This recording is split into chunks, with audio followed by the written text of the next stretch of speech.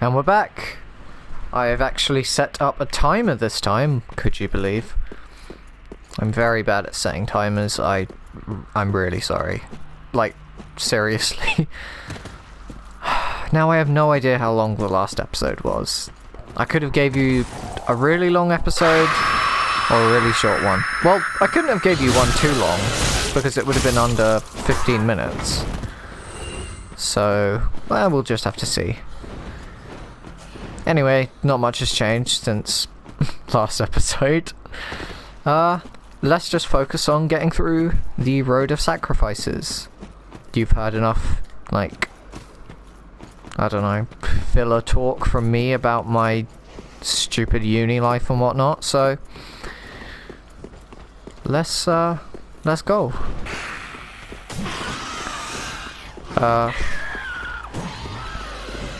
I completely forget the way we're going. Oh, no, it's here, isn't it? Yep. Right. Is there a guy down here? No, there's not.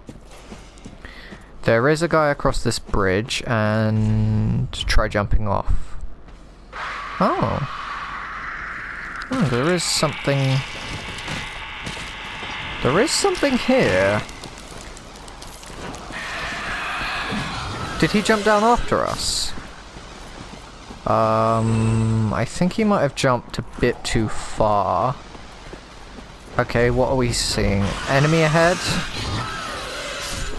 He also jumped off. Be wary of enemy. What?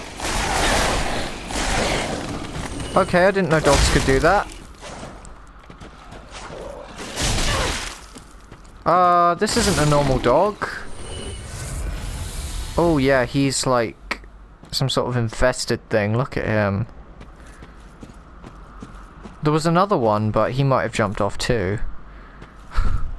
Enemies and jumping off. Morn's Ring. Oh. Hello. Braille Divine Tome of Kareem. Oh, we are reading both of these. Learn High Miracles of Kareem. A sacred braille from Kareem filled with advanced miracles. Give to a storyteller to learn advanced Kareem miracles. In the Way of White, there is a tradition of placing great faith in the words of the blind, and braille tomes are not unusual. Okay. We'll find more items, I'd say, as the game goes on, to do with Kareem. It's one of the lands in Dark Souls.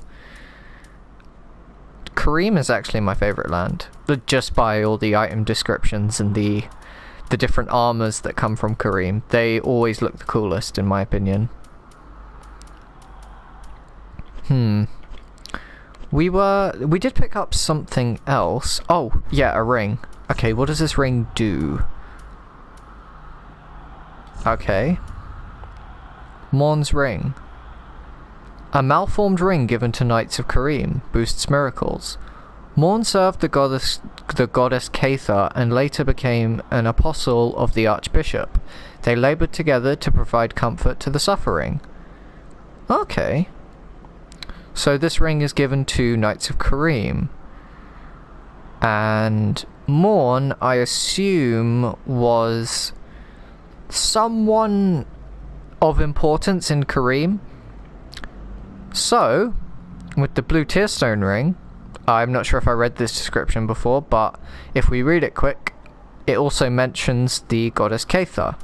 So, we can assume that Caitha is some sort of deity in Kareem. We don't know what kind of deity Caitha is, but I don't know.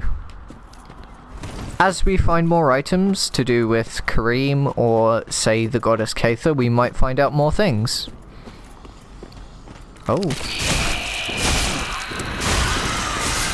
That one had red eyes. Unless they all had red eyes and I just didn't notice, but pretty sure they don't. Oh no.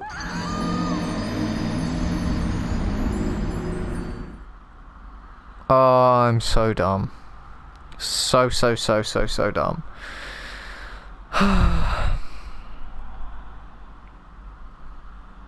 Okay. 5 minutes into the episode.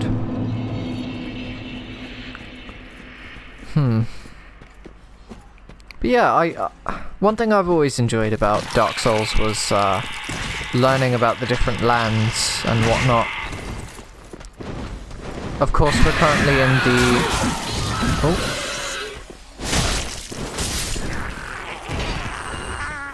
Of course, we're currently in the land of Lothric. I assume this is still Lothric, like we haven't gone to someplace new now. But, yeah. I mean, Lothric is its own land just as, say, Carim is, but we just don't get to go to Carim because the game is set in Lothric. So, but we will see constant references to different lands, like people will come from different lands, and you might have even seen earlier in the playthrough, people have said they come from like multiple places, like we had one guy earlier who said he was from Carim. If you did not catch that, maybe you should go to an earlier episode and see if you can find him. But no, we'll see him again later anyway. I'll point him out. But yeah, one of the NPCs in this game is from Carim. Another one is from the Great Swamp. We found a pyromancer, and he said he was from the Great Swamp. I don't know. It's just interesting finding out like the history and the lore of some of these lands, why some of them are like ancient or dead lands now. It's cool. Like, we can clearly see Lothric was once like a great land by, you know, just how incredible the castles and whatnot look, but nowadays it's ruined. And it's like, well, what caused it to be ruined? We don't know. And that's the thing. Not yet, anyway. And hell, we can kind of like make our own assumptions as to why it's like the way it is. It's just kind of a fun thing to do while you play Dark Souls, is just come up with your own conclusions rather than like, you know, the game just outright tell you, oh yeah, this definitely is what happened. And maybe they do say this definitely is what happened later on, but as of right now we don't know. And it's just interesting to kind of speculate what possibly could have like happened to said land.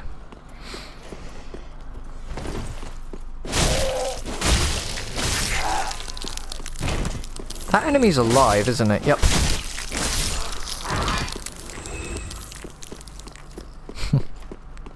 Probably wondering how I knew that. It's kind of strange. There was like collision as I walked over him. Like, when you walk over bodies, they kind of flail about a bit, but when I walked into that guy, I felt like a bump as I walked into him. It was kind of strange, and I just figured he was alive. Is it worth going back for our souls, or should we just continue on as normal? I think we should just continue on as normal.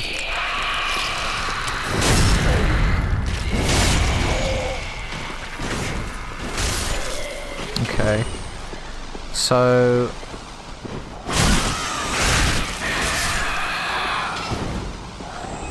we got ourselves a dude casting some sort of magic up here. Probably best to deal with him first.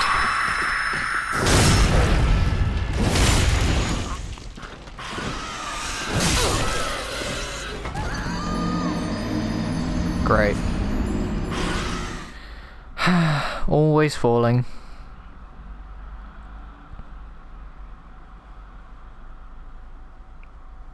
You know, I've given up on the whole death counter idea. I have no idea how many deaths we're at. Like, no idea.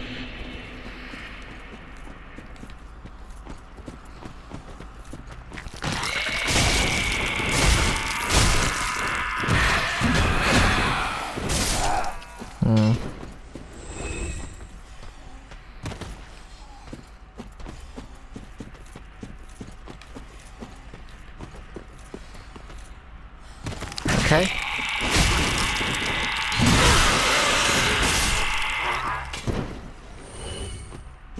I'm not noticing, like, Pontiff's left eye really doing anything. That would be the ring we have on that apparently allows the game to kind of act like Bloodborne when you take damage. I'm really not noticing it. Like, I swear we hit him there when our health was in the yellow. So, if that ring really does work the way, say, Bloodborne's regain mechanic does, we should have got health back there. I don't know, maybe you can, like, scroll back through the video and see if when I kill enemies my health goes back up, but... Not when I kill, but when I damage enemies my health goes back up when it's, like, got that yellow thing to it. But I don't think it does.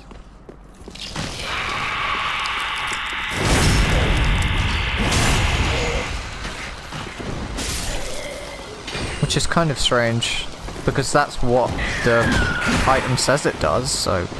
I don't see why it would lie.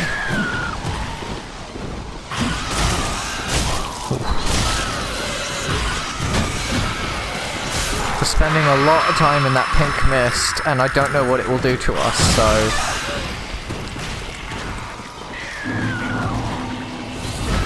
We should really be careful. I think it's poison, but I could be wrong. Oh god, there's so many of them.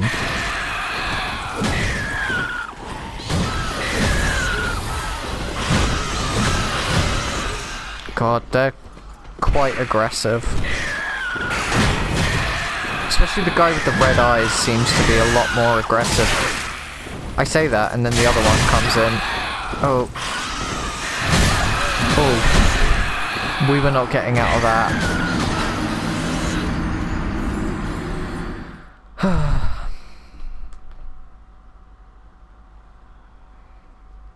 That was a difficult, like,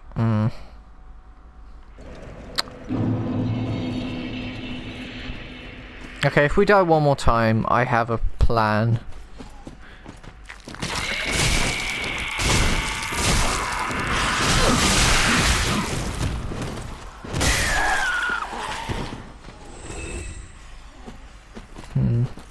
Looks likely that we're gonna die again. I should probably check if I have like an Estus shard or something of the like, so that, I don't know, so that we could oh,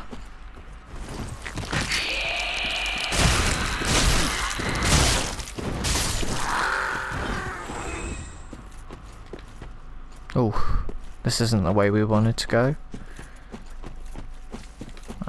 This is...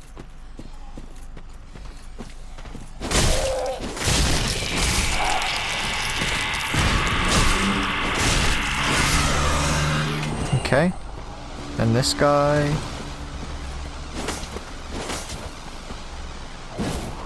Oh. Oh, I haven't seen that before. I didn't know they could cast fire as well. Okay. So, he's down. Let's head down here.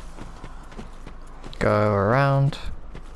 Where did the guys come from? The ones who attacked us on the bridge? It wasn't these guys, was it? Yeah, regardless, I'll kill them anyway.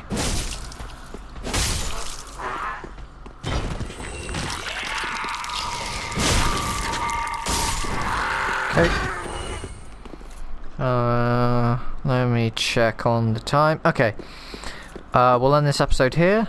Join me next time where we'll successfully cross the bridge and not die in the process. See you next episode, guys.